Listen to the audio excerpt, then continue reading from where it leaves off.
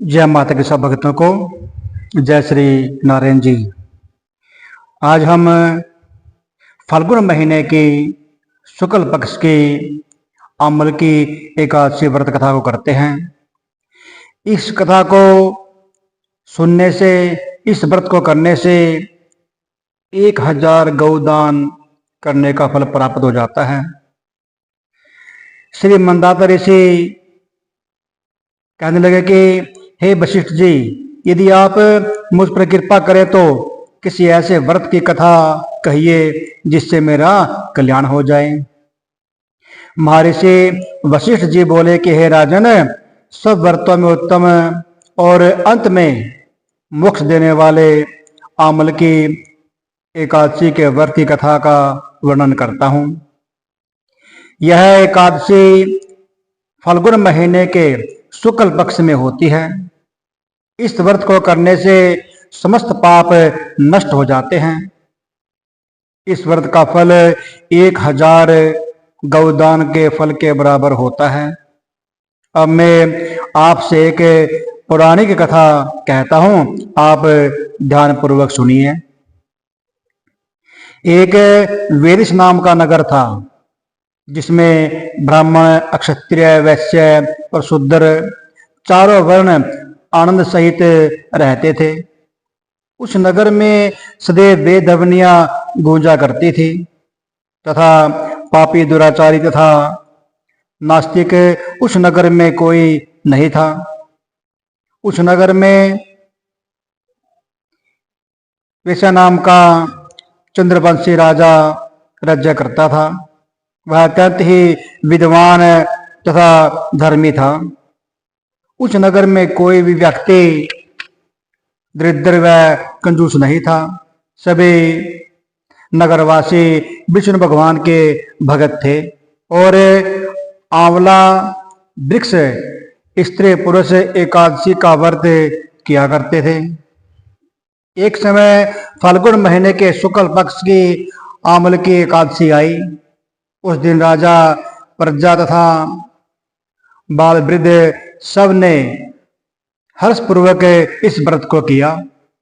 राजा अपनी प्रजा के साथ मंदिर में जाकर पूर्ण कुंभ स्थापित करके धूप, दीप, नैवेद्य, पंचरत्न आदि से धात्री यानी आंवले का पूजन करने लगे और इस प्रकार स्तुति करने लगे, हे धात्री, तुम ब्रह्मा स्वरूप हो, तुम ब्रह्मा जी द्वारा उत्पन्न हुए हो और समस्त पापों का नाश करने वाले हो। तुमको नमस्कार है। अब तुम मेरा अर्घ स्वीकार करो। तुम श्री रामचंद्र जी द्वारा सम्मानित हो।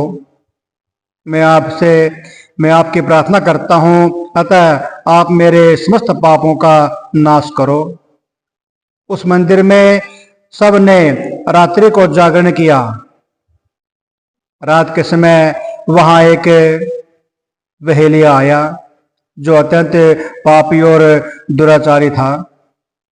वह अपने कुटुंब का पालन जीव हत्या करके किया करता था।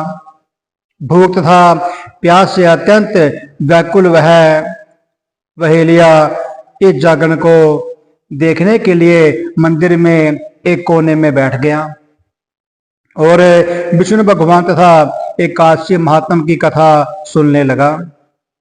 इस प्रकार अन्य मनुष्यों की भांति उसने भी सारी रात जागकर बिता दी। प्रातःकाल होते ही सब लोग अपने अपने घर चले गए तो वहेलिया भी अपने घर चल गया। घर जाकर उसने भोजन किया।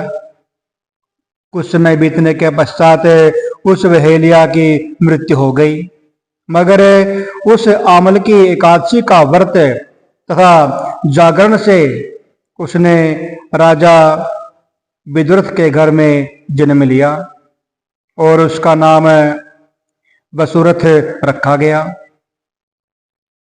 युवा होने पर वह चतुरंगिनी सेना के सहित तथा धन धान्य से युक्त होकर 10,000 ग्रामों का पालन करने लगा। वह तेज तेज में सूर्य के समान, कांति में चंद्रमा के समान, वीरता में भगवान विष्णु के समान तथा क्षमा में पृथ्वी के समान था। वह अत्यंत धार्मिक, सत्यवादी, कर्मवीर एवं विष्णु भगवान का भक्त था। वह प्रजा का पालन सम्मान भाव से पालन करता था। दान देना उसका नित्य ही कर्तव्य था। एक दिन राजा शिकार खेलने के लिए गया। देवयोग से वह मार्ग भूल गया और दिशा ज्ञान न रहने के कारण उसी वन में एक वृक्ष के नीचे सो गया। थोड़ी देर बाद पहाड़ी मलेच्छ वहां पर आए और राजा को अकेला देखकर मारो मारो शब्द करते हुए राजा की ओर दौड़े। मलेच्छ कहने लगे कि इसी दुष्ट राजा ने हमारे माता पिता, पुत्र पौत्र आदि अनेक संबंधियों को मारा है तथा देश से निकाल दिया है, अतः इसको अवश्य मरना चाहिए। ऐसा कहकर वे मलेच्छ उस राजा को मारने के लिए दौड़े और अनेक प्रकार के अस्त्र शस्त्र उनके ऊपर फेंके। वे सब अस्त्र शस्त्र राजा के शरीर पर गिरते ही नष्ट हो जाते थे और उनका वार पुष्प के समान प्रतीत होता था। अब उन मलेच्छ के अस्त्र शस्त्र उल्टा उन्हीं पर प्रहार करने लगे, जिससे वे मूर्छित होकर गिरने लगे। उसी समय राजा के शरीर से एक दिव्य स्त्री उत्पन्न हुई। वह स्त्री अत्यंत सुंदर होते हुए भी उनकी भ्रुकुटी टेढ़ी थी। उसकी आंखों से लाल लाल अग्नि निकल रही थी, जिससे वह दूसरे काल के समान प्रतीत होती थी।